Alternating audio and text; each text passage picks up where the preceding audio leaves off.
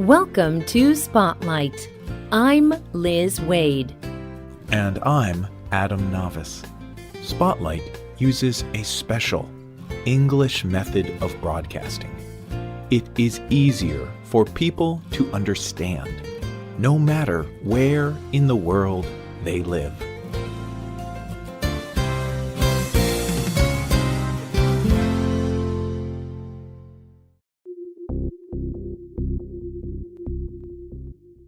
In a few parts of the world, people can travel forward and backward in time just by taking a few steps.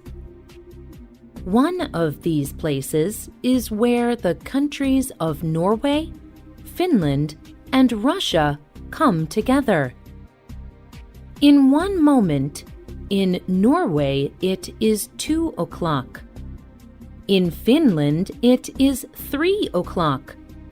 And in Russia, it is 5 o'clock. In a few short steps, you can move a few hours. This strange place is one of a few around the world. At these places, time zones meet. But who decided on these areas? How do they work today? Today's spotlight is on time zones.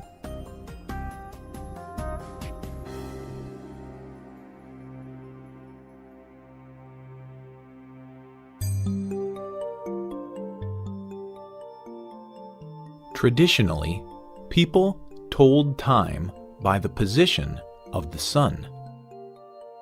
But people began to travel long distances from their homes.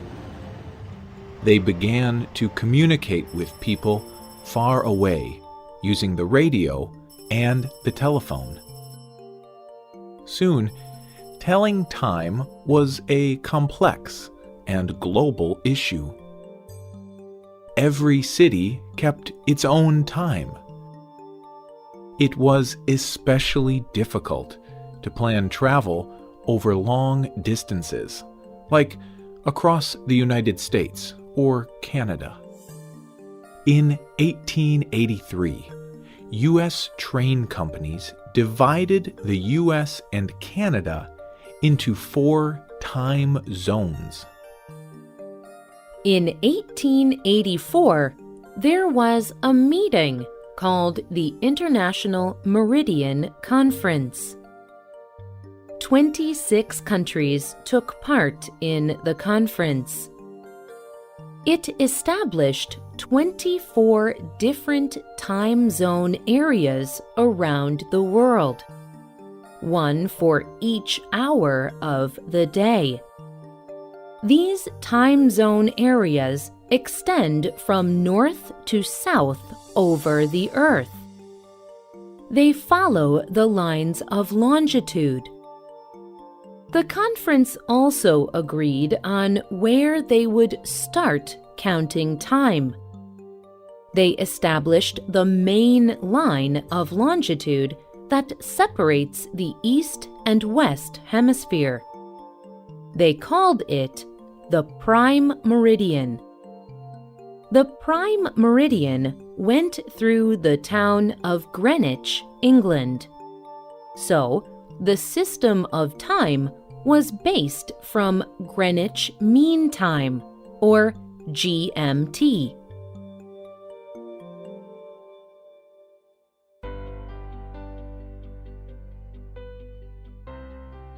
Since the 1960s, this system has been called Coordinated Universal Time, or UTC. UTC is still measured from the prime meridian. This is how it works. If you travel west from Greenwich, you will change time zones. It will be 1 hour earlier, or UTC -1.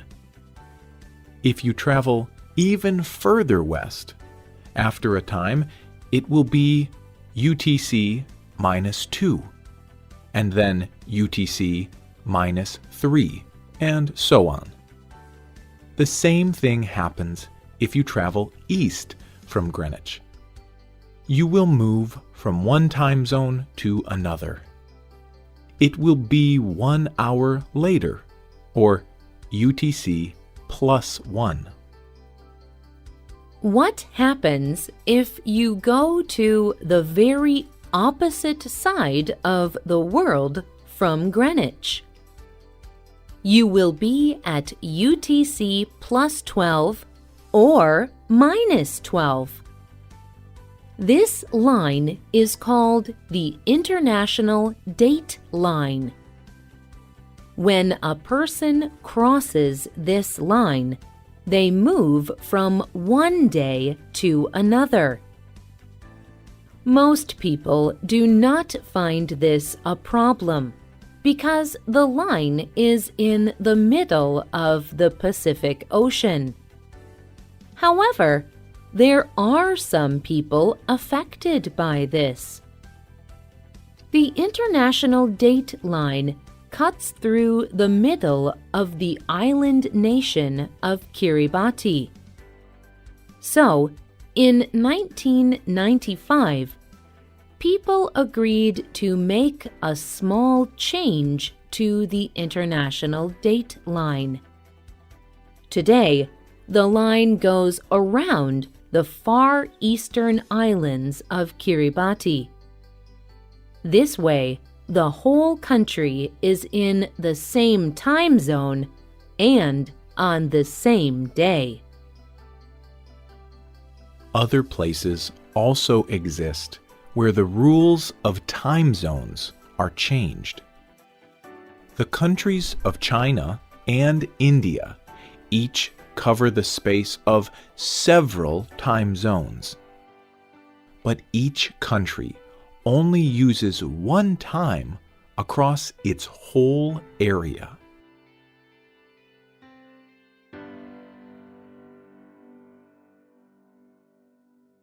There is something else that makes time zones even more complex. Some of the world changes time for part of the year. This is called daylight savings time. About 40% of countries move time by 1 hour for some months of the year.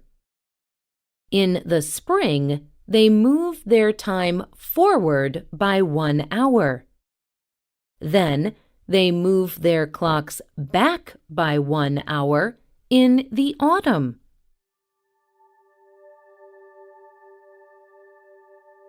Why would people change their time like this? During the winter months, many places of the world do not have as many hours of daylight.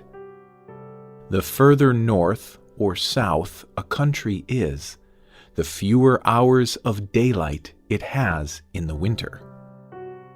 Daylight savings time, or DST, allows people to have more light later in the day.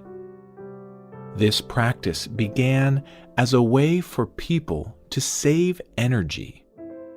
But Dr. Colleen Carney says that the time change for DST has major negative effects on some people.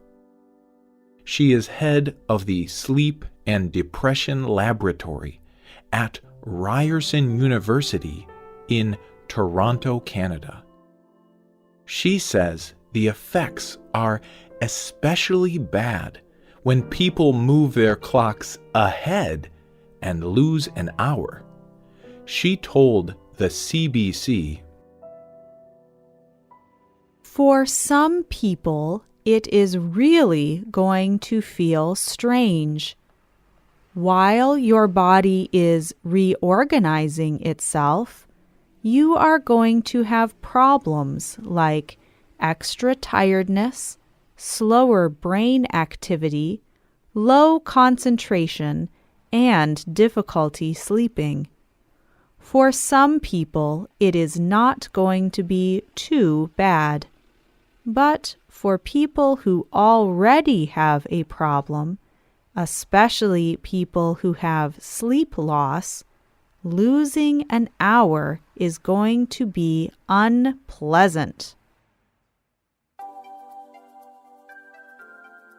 Time zones provide a single global system, but they create complexity too. People who travel or move to different countries must think about time zones. And the internet makes us think more about time zones too. People use the internet to communicate. They make new relationships on the internet. They must consider time differences to talk or play games with people all over the world. But time zones do not have to be a big problem.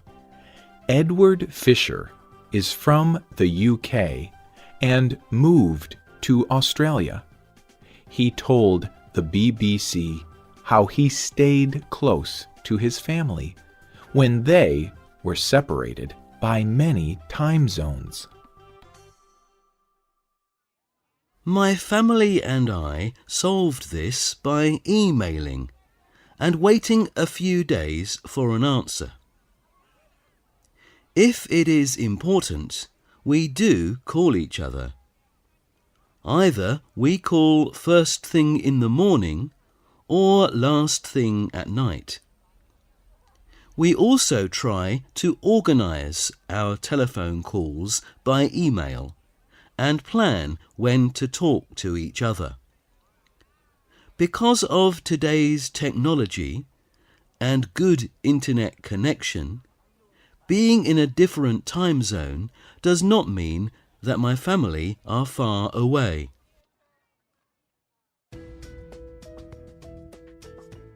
Do you communicate across time zones? How do time zones affect your life? Does your country have daylight savings time? Do you think it is helpful? Tell us what you think. You can leave a comment on our website or email us at radio@radioenglish.net. You can also comment on our Facebook page at facebook.com/spotlightradio. The writer of this program was Rena Dam. The producer was Michio Ozaki. The voices you heard were from the United States and the United Kingdom. All quotes were adapted for this program and voiced by Spotlight. You can listen to this program again and read it on the internet at www.radioenglish.net. This program is called Time Zones. Look for our listening app in the Google Play Store and in iTunes. We hope you can join us again for the next Spotlight program. Goodbye.